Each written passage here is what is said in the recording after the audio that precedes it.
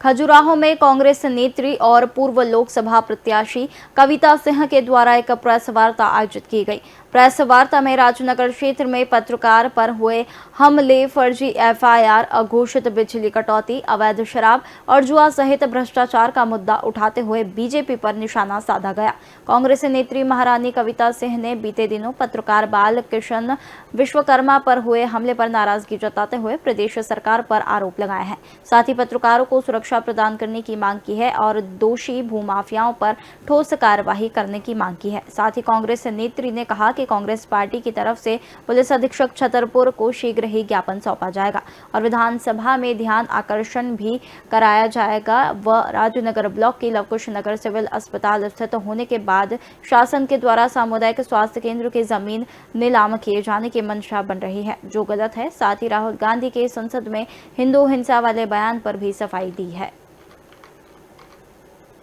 जी बिल्कुल, ये देखिए, हम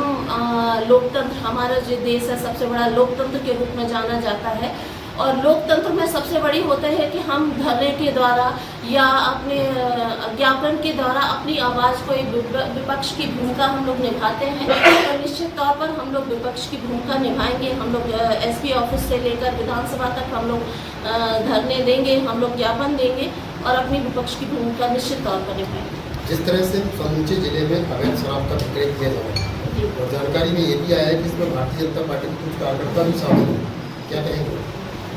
बिल्कुल, ये बात सच है कि जो शराब का, मैं शराब के साथ एक चीज़ और जोड़ना चाहूँगी जो आपने नहीं कहा, जुआ और शराब, ये आजकल ये दोनों इस तरह से यहाँ पर राजनगर विधानसभा में, मैं कहूँगी पूरे प्रदेश में जिस तरह यहाँ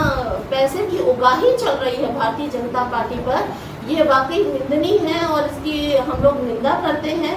और हम लोग इन सब मुद्दों पर बिल्कुल निश्चित तौर पर हम लोग आगे बढ़ रहे हैं। पुलिस की मॉनिटरिंग पर क्या सवाल खड़े किए जा रहे हैं? पुलिस की मॉनिटरिंग पर निश्चित तौर पर सवाल किए, क्योंकि यदि पुलिस प्रशासन जाग गया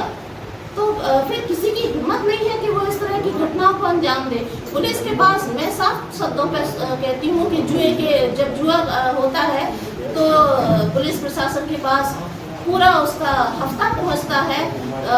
दारू की जब होती है उनका पूरी तरह से वो इसमें लिप्त है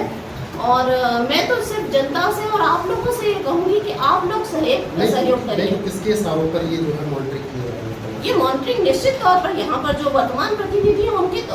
और मैं बात करूँ तो भाई प्रदेश अध्यक्ष